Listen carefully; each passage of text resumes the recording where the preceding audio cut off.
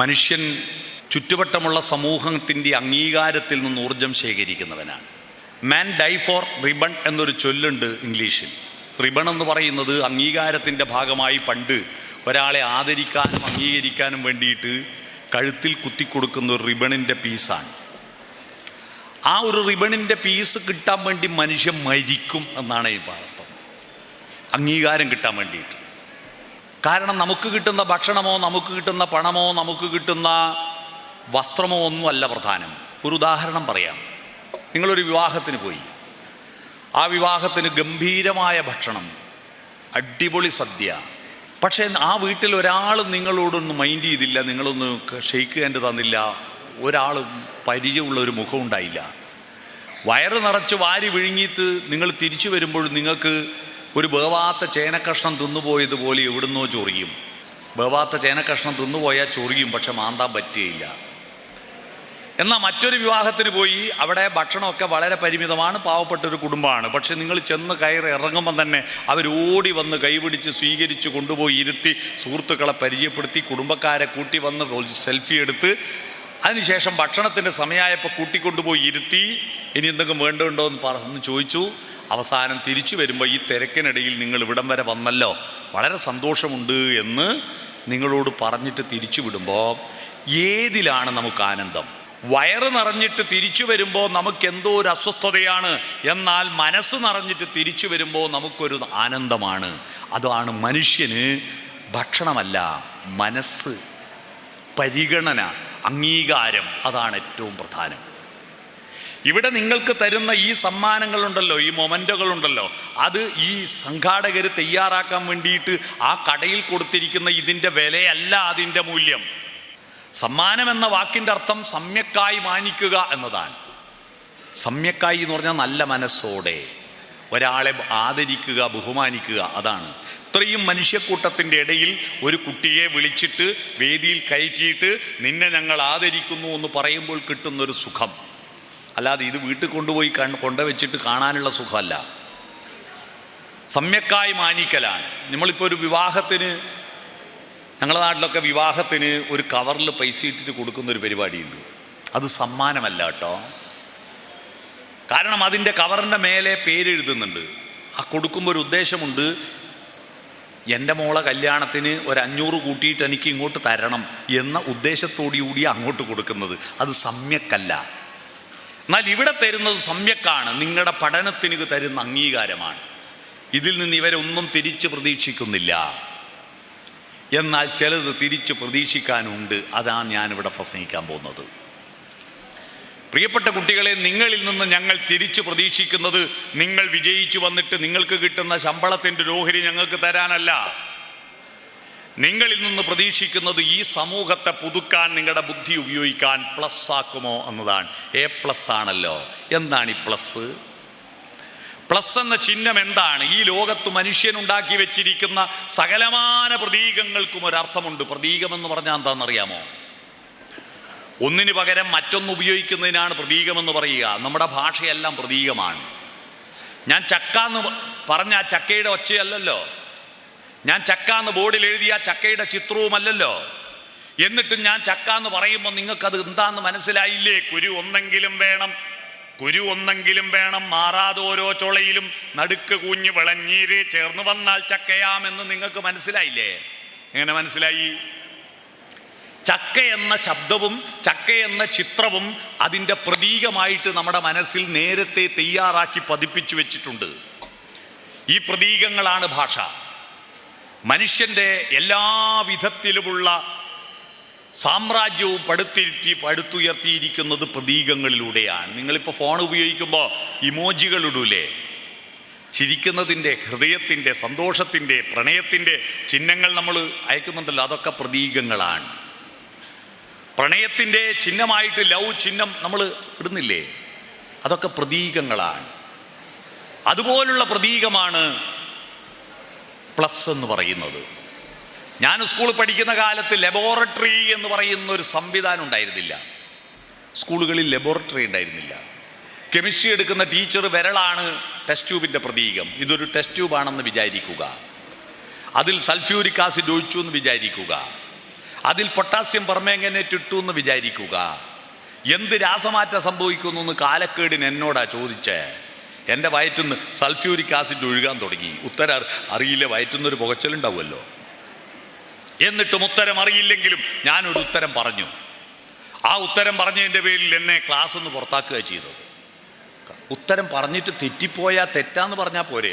ടീച്ചർക്ക് ക്ലാസ് ഒന്ന് പുറത്താക്കി കളഞ്ഞു. നാളെ അച്ഛനെയും കൂട്ടി വന്നാൽ മതി എന്ന് പറഞ്ഞു. ഞാൻ ഉത്തരം പറഞ്ഞു എന്ന് വിചാരിക്കുക എന്നായിരുന്നു. എല്ലാം വിചാരിക്കണം, പിന്നെ അതും കൂടി അങ്ങ് വിചാരിച്ചാൽ പോരെ? പ്രതീകമാണ് നമ്മുടെ ലോകം. ആ പ്രതീകത്തിൽ ഒരു പ്രധാനപ്പെട്ട പ്രതീകമാണ് പ്ലസ്. അതിനെക്കുറിച്ചാണ് ഞാനിന്ന് പ്രസംഗിക്കുന്നത്. എന്താണ് എ പ്ലസ്? മനുഷ്യൻ്റെ അസ്തിത്വത്തിൻ്റെ, വ്യക്തിത്വത്തിൻ്റെ പ്രതീകമാണ് പ്ലസ്. മറ്റ് പക്ഷിമൃഗാദികളിൽ നിന്നെല്ലാം വ്യത്യസ്തനമായി മനുഷ്യൻ എന്താണ് പ്രത്യേകത? പക്ഷിമൃഗാദികൾക്ക് പ്ലസ് ഇല്ല. കൂട്ടണം, അല്ലേ? കൂട്ടണം. ഒന്നും കൂട്ടാറില്ല. മനുഷ്യർ ഈ ഭൂമിയിൽ ഉണ്ടാകുന്നതിന് 10 ലക്ഷം വർഷം മുമ്പ് ആനകൾ ഈ ഭൂമിയിലുണ്ടായിരുന്നു. 10 ലക്ഷം വർഷം മുമ്പ്. ആ 10 ലക്ഷം വർഷം മുമ്പ് ആനകൾ ഉണ്ടായിരുന്നു എന്നതിനെന്താ തെളിവ്? നിങ്ങളൊരു പഴയ മരക്കുറ്റി എടുത്തിട്ട് കാർബൺ ടെസ്റ്റ് നടത്തിയാൽ ആ മരം എത്ര വർഷം മുമ്പുള്ള മരമാണെന്ന് നമുക്ക് തെളിവ് കിട്ടും.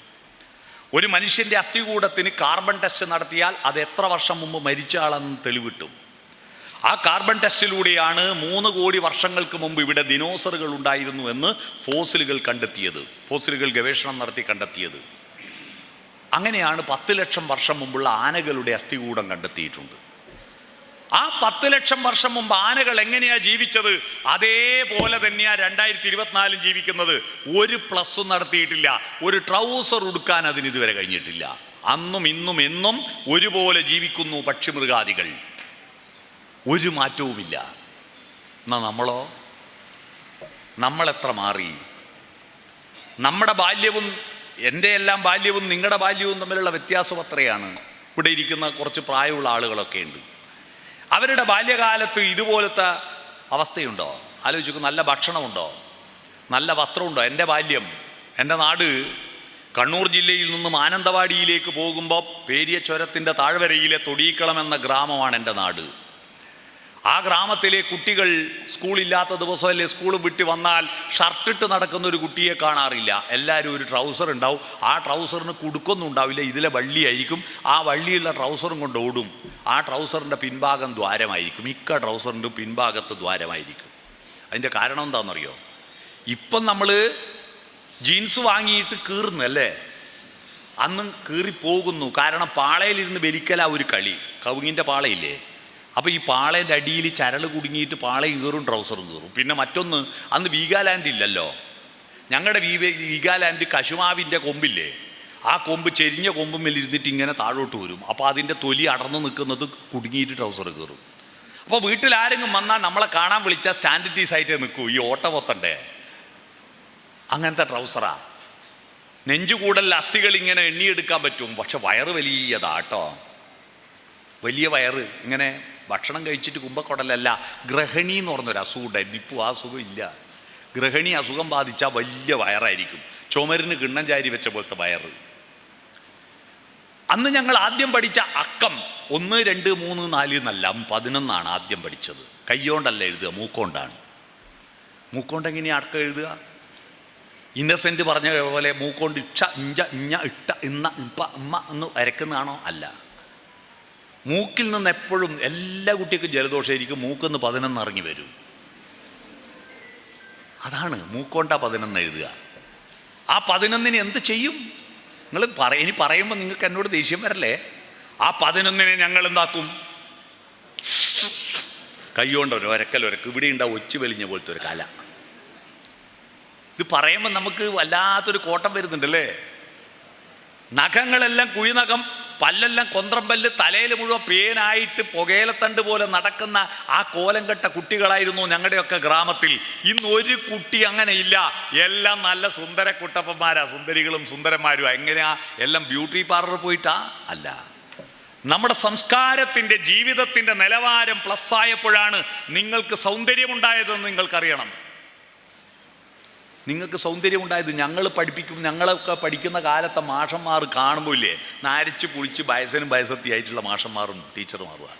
ഇന്നത്തെ സ്കൂളിലെ മാഷന്മാരും ടീച്ചർമാരിൽ നോക്കിയിട്ട് പിരിയാനാകുന്ന മാഷാണെങ്കിലും ഒരു മാട്രിമോണിയിൽ 1 കൊടുത്താൽ 100 പ്രപ്പോസൽ വരും. അങ്ങനത്തെ സുന്ദരന്മാരും സുന്ദരികളുമാണ്. നമ്മുടെ ആന്തരികമായ സൗന്ദര്യവും ബാഹ്യമായ സൗന്ദര്യവും വളർന്നു. ആ വളർച്ചയുണ്ടാക്കിയത് നമ്മൾ പ്ലസ് ആക്കിയത് കൊണ്ടാണ്. അറിവിൻ്റെ കാര്യത്തിലും ജീവിതത്തിൻ്റെ കാര്യത്തിലും നമ്മൾ പ്ലസ് ആയിക്കൊണ്ടിരുന്നു. ആ പ്ലസ് പക്ഷേ സംസ്കാരത്തിൻ്റെ കാര്യത്തിൽ പ്ലസ് ആക്കണം. അതാണ് നിങ്ങളിൽ നിന്ന് ഞങ്ങൾ പ്രതീക്ഷിക്കുന്നത്. ആ സംസ്കാര കാര്യത്തിൽ പ്ലസ് ആക്കുന്നില്ലെങ്കിൽ നമ്മൾ അതിനെ കൊണ്ട് കാര്യമില്ല. ഓപ്പറേഷൻ എല്ലാം വിജയിക്കുന്നുണ്ട്, പക്ഷെ രോഗി മരിച്ചു പോകുന്നു എന്ന് പറഞ്ഞിട്ട് എന്തോ കാര്യമുണ്ടോ? നമ്മുടെ വിദ്യാലയങ്ങൾ വളരുന്നു, ദേവാലയങ്ങൾ വളരുന്നു, അതിനാനുപാതികമായി നമ്മുടെ നാട്ടിലെ സംസ്കാരം വളരുന്നുണ്ടോ? ഉണ്ടോ? എന്താ ഈ സംസ്കാരം എന്ന് പറയുന്നത്? വസ്ത്രമാണോ? മനോഹരമായ പെയിന്റ് അടിച്ച കെട്ടിടങ്ങളാണോ? നല്ല നല്ല റോഡുകളാണോ? നമ്മുടെ നെറ്റിക്ക് തൊട്ട ഭസ്മമാണോ? ചന്ദനമാണോ? നമ്മുടെ ഹെയർ സ്റ്റൈലാണോ? ഇതൊന്നുമല്ല സംസ്കാരം. സംസ്കാരം എന്ന് പറയുന്നത് മാനവിക ഭാവങ്ങളുടെ വളർച്ചയാണ്. സ്നേഹം വളരുന്നുണ്ടോ? നന്മ വളരുന്നുണ്ടോ? സഹാനുഭൂതി വളരുന്നുണ്ടോ? ഇതൊന്നും കരുണ വളരുന്നുണ്ടോ? മൂല്യബോധം വളരുന്നുണ്ടോ? ഒന്നും വളരുന്നില്ല. അതൊക്കെ തളരുകയും എന്നാൽ അറിവ് വളരുകയും ചെയ്യുന്നു. അപ്പൊ എവിടെയോ ഒരു കുഴപ്പമില്ലേ? അറിവ് വളരുന്നതിന് ആനുപാതികമായി നാടിൻ്റെ നന്മ വളരണ്ടേ? മനുഷ്യപ്പറ്റി വളരണ്ടേ? ഉത്സവങ്ങളും പ്രാർത്ഥനകളും ദൈവവിശ്വാസവും വളരുന്നു. അതിന് തക്കതായിട്ട് കരുണ വളരുന്നുണ്ടോ? കരുണയല്ലേ ദൈവം? മണ്ണിലും വിണ്ണിലും തൂണിലും തുരുമ്പിലും ദൈവമിരിക്കുന്നു, അവൻ കരുണാമയനായി കാവൽ വിളക്കായി കരളിലിരിക്കുന്നു. കരുണാരൂപത്തിലാണ് ദൈവം. ദൈവത്തെ അതുകൊണ്ടാ കരുണാകരാ എന്ന് വിളിക്കുന്നത്. പക്ഷെ പ്രാർത്ഥന കൂടുന്നു, കരുണ കുറയുന്നു. എന്തുകൊണ്ടാണ്? അന്നത്തിന് പഞ്ഞമില്ല, സ്വർണത്തിന് പഞ്ഞമില്ല. ഉണ്ടോ? ഭക്ഷണത്തിനും പഞ്ഞമില്ല, സ്വർണത്തിനും. മനിതിൽ കരുണയ്ക്കാണ് പഞ്ഞം. കരുണയ്ക്ക് പഞ്ഞം. പഞ്ഞം എന്ന് പറഞ്ഞാൽ ദാരിദ്ര്യം. ഈ ഒരവസ്ഥ ഉണ്ടാകാതെ മാറ്റാൻ എന്തു ചെയ്യാൻ പറ്റും മക്കളെ? നിങ്ങൾ കണ്ടെത്തണം വഴി. ഞാനൊന്നും പറഞ്ഞു തരുന്നില്ല. നിങ്ങളുടെ ബുദ്ധി എന്നേക്കാൾ ബുദ്ധി നിങ്ങൾക്കുണ്ടെന്ന് എനിക്കറിയാം. എൻ്റെ മകൻ ഇപ്പോൾ +2 കഴിഞ്ഞവനാണ്. അവനെ ഞാൻ അത്ഭുതത്തോടെയാണ് നോക്കിക്കാണൽ. അവൻ എന്തൊക്കെയാ പറയുന്നറിയോ? അവൻ ചില പുസ്തകങ്ങൾ സെലക്ട് ചെയ്തിട്ട് എനിക്ക് തരുമ്പോൾ ഞാൻ ഞെട്ടിപ്പോവും. ഇന്നിപ്പോൾ ഞാൻ ഇന്നലെ വീട്ടിൽ നിന്ന് പുറപ്പെടുമ്പോൾ എനിക്കൊരു പുസ്തകം തന്നു. ഞാൻ ഇന്നലെ രാത്രിയിൽ അത് വായിച്ചിട്ട് എനിക്ക് ഉറങ്ങാൻ പറ്റുന്നില്ല, കയ്യിൽ നിന്ന് താഴെ വെക്കാൻ തോന്നുന്നില്ല. ഇവനെങ്ങനെ സെലക്ട് ചെയ്തു എന്ന് ഞാൻ അത്ഭുതപ്പെട്ടു പോയി. ഞാൻ അത്ഭുതത്തോടെയാണ് എൻ്റെ മകനെ ഞാൻ നോക്കിക്കാണുന്നത്. എന്തെല്ലാം കുട്ടികൾ വായിക്കുന്നത്, എന്തെല്ലാം അന്വേഷിക്കുന്നത്. അതുകൊണ്ട് ഞങ്ങളെക്കാൾ നിങ്ങൾക്ക് വിവരമുണ്ട്. ആ വിവരം ഉപയോഗിച്ചിട്ട് നിങ്ങൾ എന്താ വേണ്ടത്? നല്ലൊരു ജോലി സമ്പാദിച്ച് നല്ലൊരു കെട്ടിടമെടുത്ത് വീടെടുത്ത് നല്ലൊരു കാറും വാങ്ങി പിന്നെ സുഖം ആ കാറിൽ അങ്ങ് പോവുക, വീട്ടിലങ്ങ് കിടന്നുറങ്ങുക, ഉണ്ണുക, ഉറങ്ങുക, ഉണ്ണി ഉണ്ടാക്കുക, വിസർജിക്കുക. ഈ പണി മാത്രം എടുക്കാനാ. പിന്നെ എന്തിനടോ ഈ A+ വാങ്ങുന്നത്? എന്തിന് നിങ്ങൾക്ക് ബുദ്ധി? എന്തിനറിവ്? പക്ഷിമൃഗാദികളെല്ലാം ഉണ്ണുന്നുണ്ട്, ഉറങ്ങുന്നുണ്ട്, ഉണ്ണി ഉണ്ടാക്കുന്നുണ്ട്, വിസർജിക്കുന്നുണ്ട്. ഈ പണിയെടുക്കാനല്ല അറിവ്. മനുഷ്യൻ പ്ലസ് ആവണം. പുതിയ പുതിയ അന്വേഷണങ്ങൾ നടത്തിയിട്ട് വളർന്ന് വരണം. അതിനുവേണ്ടി നിങ്ങൾ എങ്ങനെയാണ് ഈ പ്ലസിനെ ചെയ്യേണ്ടത്? ഈ പ്ലസ് എന്ന ചിഹ്നം എന്താണ്? നമ്മുടെ ശരീരം നിങ്ങളുടെ സ്കൂളിൽ ചേർക്കുമ്പോൾ നിങ്ങളുടെ തൂക്കം നോക്കാറുണ്ടോ? നിങ്ങളുടെ നീളം നോക്കാറുണ്ടോ? എന്നിട്ട് നിങ്ങൾക്കിപ്പോൾ TC തരുമല്ലോ. TC തരുമ്പോൾ 8ാം ക്ലാസ്സിൽ ചേർക്കുമ്പോൾ ഇവൻ്റെ തൂക്കം 55 കിലോ. ഇതാ ഇവിടുന്ന് TC വാങ്ങുമ്പോൾ തൂക്കം 64,300. അപ്പോൾ 9,300 തൂക്കം പ്ലസ് ആയിട്ടുണ്ട് എന്ന് ആരെങ്കിലും സർട്ടിഫിക്കറ്റ് തരാറുണ്ടോ? ഇല്ല. ശരീരമല്ല നീളമല്ല, വീതിയല്ല, അതൊന്നുമല്ല നിങ്ങൾക്ക് പ്ലസ് ആവേണ്ടത്. നിങ്ങൾക്ക് പ്ലസ് ആവേണ്ടത് എന്താണ്? നിങ്ങൾക്ക് പ്ലസ് ആവേണ്ടത് മഹാത്മാഗാന്ധിയെ ശരീരം നോക്കിയിട്ടാണോ ഇന്ത്യയുടെ രാഷ്ട്രപിതാവാക്കിയത്? അല്ലല്ലോ. എന്തുകൊണ്ടാ? അദ്ദേഹം മോഹൻദാസ് കരംചന്ദ് ഗാന്ധിയാണ്. എന്താണ് കരംചന്ദ് ഗാന്ധി? കർമ്മചന്ദ്ര ഗാന്ധിയാണ്, കർമ്മചിന്ത ഗാന്ധിയാണ്. ഗാന്ധി മഹാത്മാവായത്, അദ്ദേഹം പ്ലസ് ആയത്, ഇന്ത്യയിൽ ഏറ്റവും കൂടുതൽ A+ നേടിയവൻ മഹാത്മാഗാന്ധിയാണ്. അദ്ദേഹത്തിന് ഒരു പരീക്ഷയ്ക്കും റാങ്ക് കിട്ടിയിട്ടില്ല, ഒരു പരീക്ഷയ്ക്കും A+ കിട്ടിയിട്ടില്ല. പക്ഷേ അദ്ദേഹം കർമ്മം X ആക്സിസ്, ചിന്ത Y ആക്സിസ്, കർമ്മവും ചിന്തയും രേഖപ്പെടുത്തുന്ന ഗ്രാഫാണ് കർമ്മം X ആക്സിസിലും ചിന്ത Y ആക്സിസിലും. അപ്പോൾ കർമ്മവും ചിന്തയും ഇങ്ങനെയും ഇങ്ങനെയും ചേർക്കുമ്പോൾ അതല്ലേ പ്ലസ്? പ്ലസിൻ്റെ അർത്ഥം മനസ്സിലായോ? കർമ്മവും ചിന്തയും പ്രവൃത്തിയും ചിന്തകളും ചാലിച്ചു ചേർക്കുമ്പോഴാണ് നിങ്ങൾ പ്ലസ് ആവുക. നിങ്ങൾ പ്ലസ് ആവുക. പ്രവൃത്തി വർദ്ധിക്കുന്നു, ചിന്തയില്ലെങ്കിൽ കാര്യമില്ല. ചിന്ത മാത്രം വർദ്ധിക്കുന്നു, പ്രവൃത്തിയില്ലെങ്കിൽ കാര്യമില്ല. ഇന്ത്യ രാജ്യം തകർന്നു പോയത് എന്തുകൊണ്ടാണെന്നറിയോ? ഇതിനെ പ്ലസ് ആക്കാൻ പറ്റാഞ്ഞിട്ടാ. നമ്മളെല്ലാം സ്കൂളിൽ പഠിച്ചവരാ. പക്ഷെ ഇത്ര കാലമായിട്ട് നമ്മൾ മാഷന്മാർ പറയാ ഞായർ തിങ്കൾ ചൊവ്വ ബുധൻ പിന്നെ വ്യാഴം വെള്ളി ശനി, ആഴ്ചകൾ 7. ആഴ്ചക്ക് എന്താ 7 ദിവസമായെന്ന് ഇതുവരെ ചോദിച്ചോ? അന്ന് 7ൻ്റെ കണക്ക്, ആഴ്ചക്ക് 7ൻ്റെ കണക്കെങ്ങനെയാ വന്നതെന്ന് അറിയുന്ന ആരെങ്കിലും ഉണ്ടെങ്കിൽ ഇപ്പം 500 റുപ്യ തരും. ആഴ്ചക്ക് എങ്ങനെ 7 ദിവസമായേ? ആർക്കും അറിയാവോ? അറിയണമെങ്കിൽ ചോദിക്കണ്ടേ? ആരോടും അന്വേഷിച്ചോ? പോട്ടെ, അത് വിട്. മണിക്കൂറിന് എങ്ങനെയാ 60 മിനിറ്റായേ?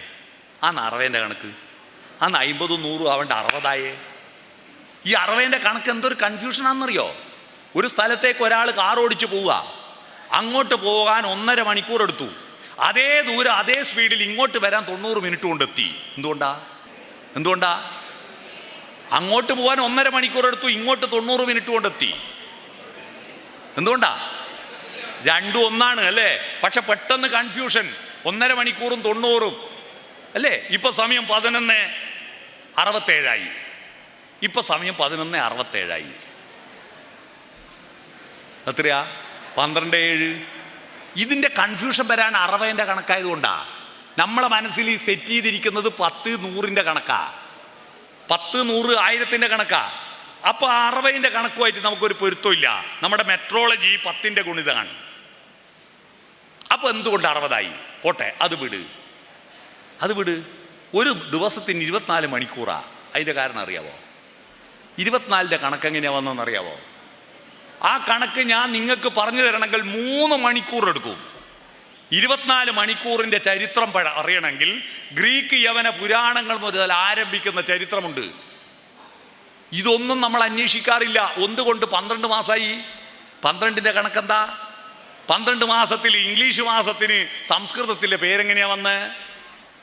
ഇംഗ്ലീഷ് മാസത്തിൽ സംസ്കൃതത്തിൽ പേരെങ്ങനെയാ വന്ന്?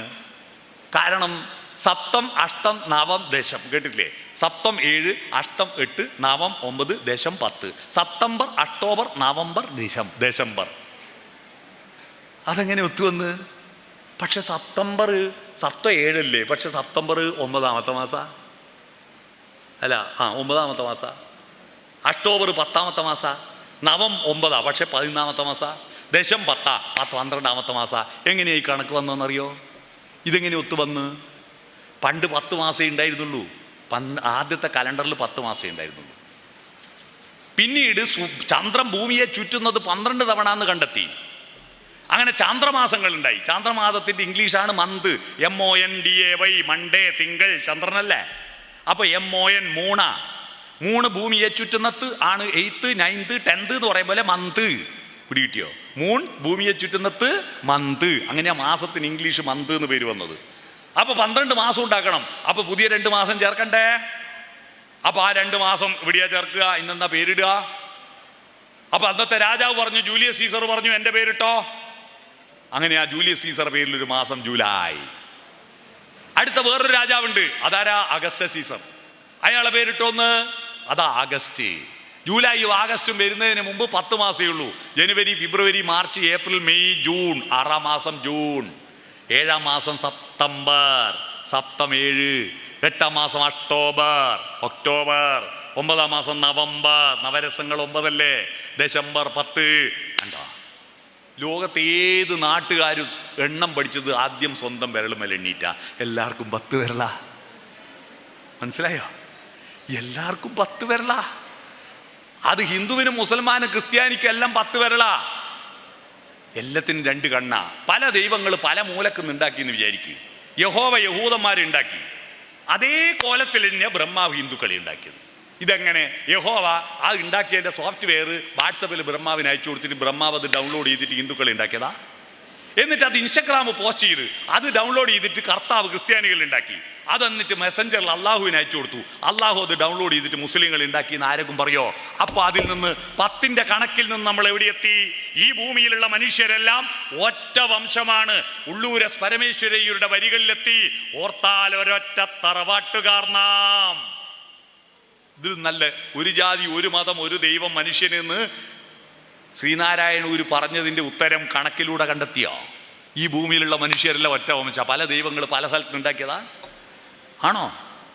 എൻ്റെ നാട്ടിലൊരു കുട്ടി ബ്രഹ്മാവിൻ്റെ മുഖത്തു നിന്ന് ബ്രാഹ്മണനെ സൃഷ്ടിച്ചു എന്ന് മാഷ് ക്ലാസ് പറഞ്ഞു. കയ്യിൽ നിന്ന് ക്ഷത്രിയനെ സൃഷ്ടിച്ചു, തൊടയെന്ന് വൈശ്യനെ സൃഷ്ടിച്ചു, കാലിൻ്റെ അടിയിൽ നിന്ന് ശൂദ്രനെ സൃഷ്ടിച്ചു എന്ന് പറഞ്ഞപ്പോൾ ഒരു കുട്ടി ഒരു സംശയം ചോദിച്ചു, അല്ല മാഷേ, എന്താ ബ്രഹ്മാവിൻ്റെ ഭാര്യയല്ലേ സരസ്വതി? അതെ. പിന്നെ ഓക്കുന്നതിനും പണിയെന്നാണ് ചോദിച്ചത്. മാഷാകെ ഓനെ പുറത്താക്കി പ്രശ്നമായി. ചോദ്യം ചോദിക്കുന്ന കുട്ടികൾ ഉണ്ടാവണം കേട്ടോ. ചോദ്യം ചോദിക്കുന്ന കുട്ടികൾ ഉണ്ടാവണം. ചോദ്യമാണ്.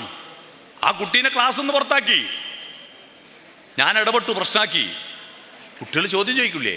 ആ കുട്ടി മാഷ് പിന്നെയും പാപം ചെയ്തവർ നരകത്ത് പോകുമെന്ന് പറഞ്ഞിട്ട് കഥ പറഞ്ഞു കൊടുക്കുക. നരകത്ത് പോയാൽ എണ്ണയിലിട്ട് വറക്കുമെന്ന് പറഞ്ഞു. അപ്പോൾ ഈ കുട്ടി ചോദിച്ചു, പാമോയിലാണോ വെളിച്ചെണ്ണയിലാണോ വറക്കുക എന്ന്.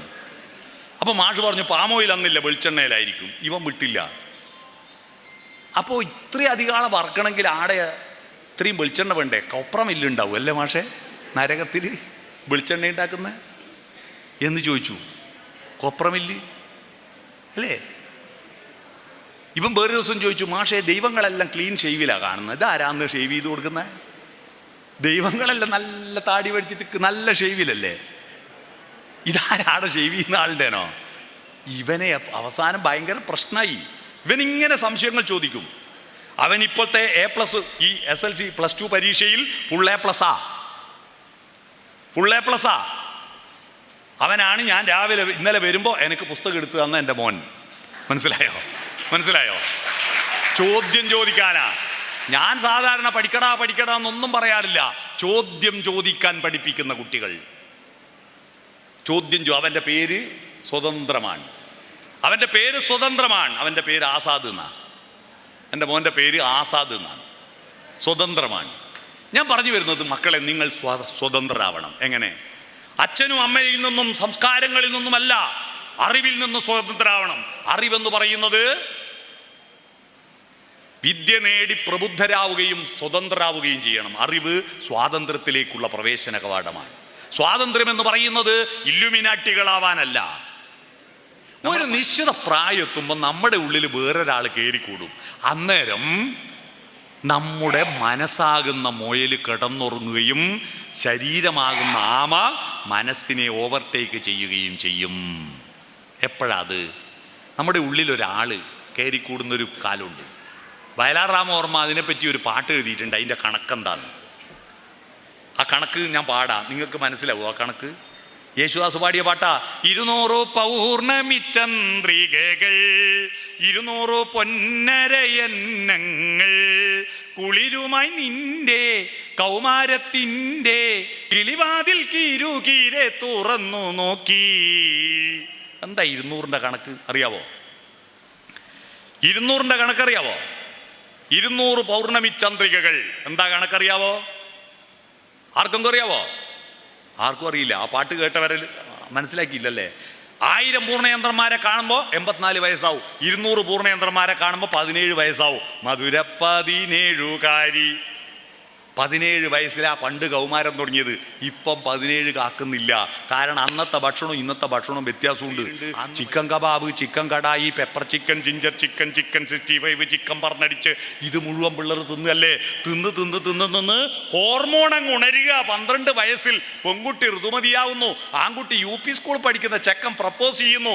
കാരണം അവൻ്റെ ഉള്ളിൽ സിഗ്മണ്ട് ഫ്രോയിഡിന്റെ മനഃശാസ്ത്രമാണ് ഞാൻ പറയുന്നത്. ഒരു മനുഷ്യന്റെ സകലമാന ചലനങ്ങളെയും നിയന്ത്രിക്കുന്നത് അവന്റെ ലൈംഗിക ഹോർമോണുകളാണ്.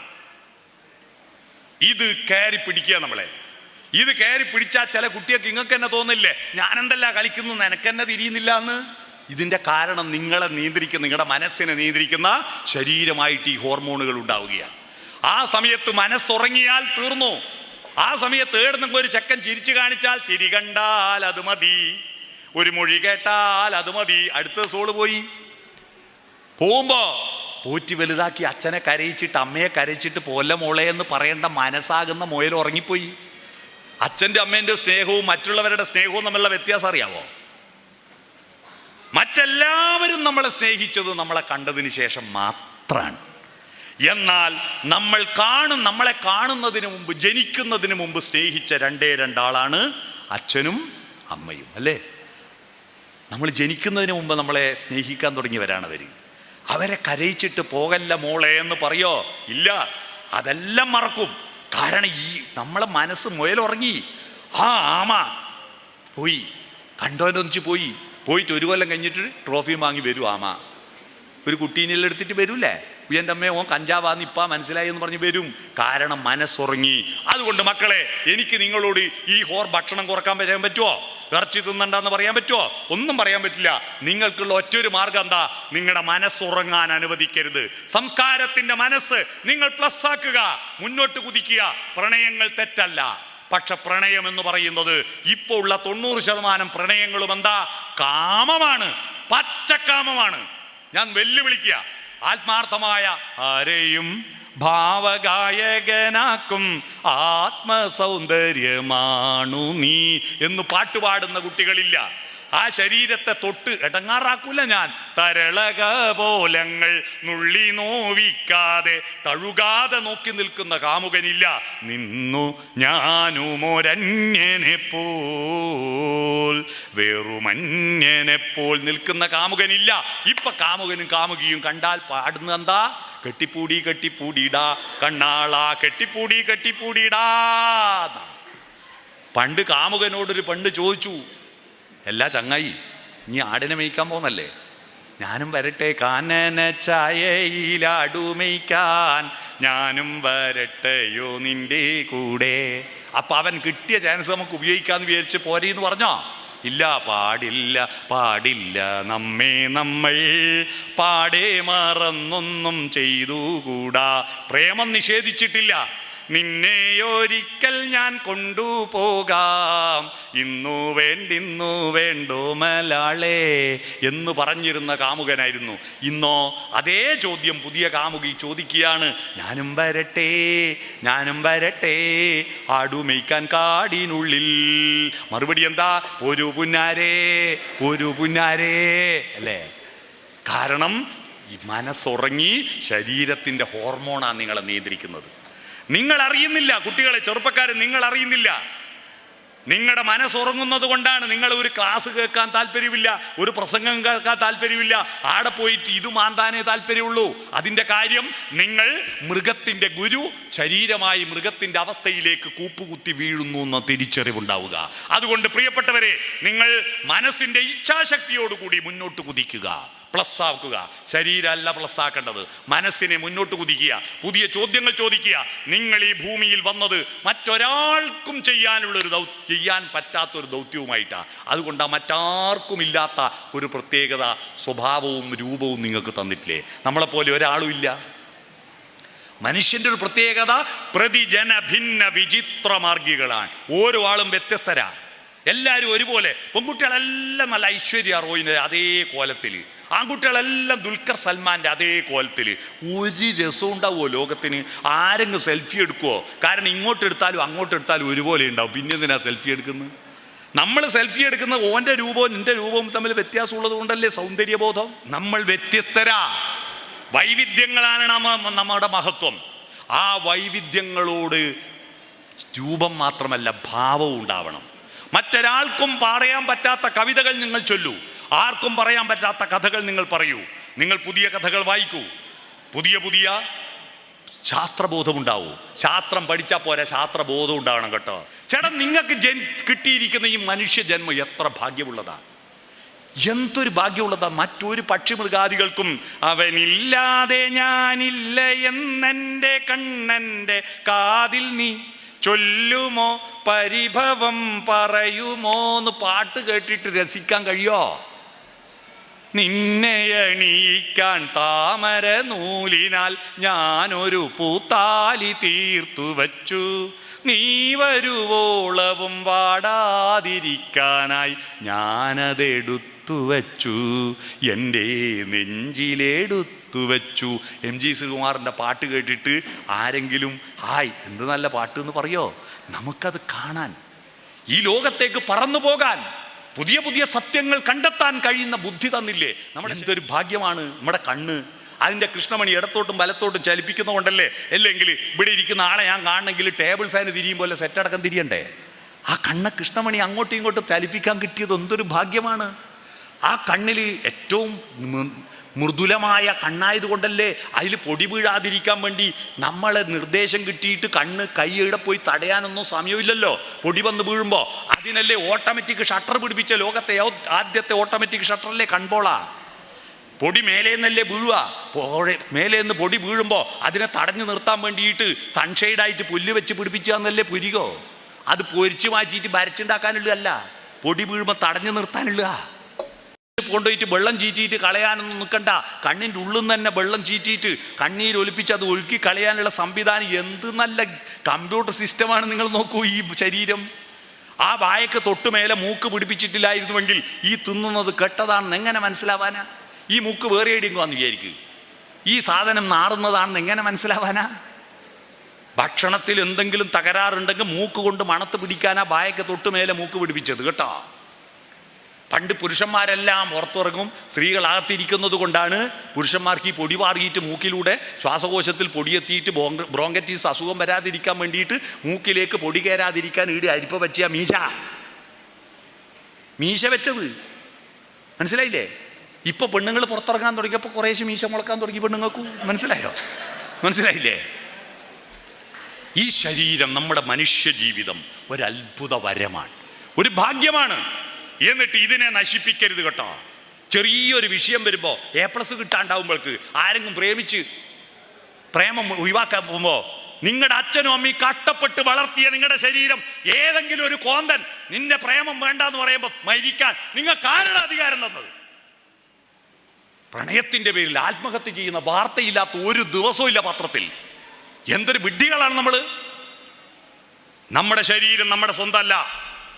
അനാദികാലം മുതൽ പൊട്ടി വളർച്ചു വരുന്ന ജീവന്റെ ഒരു തുടിപ്പാണ് നമ്മുടെ ശരീരം. എൻ്റെ ശരീരം, എൻ്റെ ജീവൻ ഞാൻ പൈസ കൊടുത്ത് വാങ്ങിയതല്ല. എൻ്റെ അച്ഛനും അമ്മയിൽ നിന്ന് എനിക്ക് കിട്ടിയതാ, അവർക്ക് കിട്ടിയത് അവരുടെ അച്ഛനും അമ്മയിൽ നിന്നാണ്. അതിനെ കൊല്ലാനും നശിപ്പിക്കാനും നിങ്ങൾക്ക് അധികാരമില്ല കേട്ടോ. അതിനെ ആവുന്നതുപോലെ മുന്നോട്ട് കൊണ്ടുപോവുക, ആസ്വദിക്കുക. ആസ്വദിച്ചിടണമോരോ വരിയും ആനന്ദ സന്ദേശരസ മധുരം. ഇന്നോ നാളെയോ വിളക്കു കേടും പിന്നെയോ ശൂന്യമാം അന്ധകാരം. കാവ്യപുസ്തകമല്ലോ ജീവിതം. ഈ ജീവിതത്തെ ഒരു കാവ്യപുസ്തകമാക്കുക, രസകരമാക്കുക. നമ്മുടെ സമൂഹത്തെ വളർത്താൻ ഈ സമൂഹമെല്ലാം നല്ലതാ, ഞാനും നല്ലതാ. I am okay, you are not okay. ഇങ്ങനെയാ റോഡ് മേൽ പ്രശ്നം ഉണ്ടാകുന്നത്. ഒരുത്തം ഓവർടേക്ക് ചെയ്യാൻ നോക്കുമ്പോൾ നീ ഓവർടേക്ക് അല്ല, എന്നെ നീ ഓവർടേക്ക് ചെയ്യണ്ട. അഥവാ ഓൻ കയറിയിട്ടുണ്ട്, ഓനെ ഓവർടേക്ക് ചെയ്യണം. I am okay, you are not okay.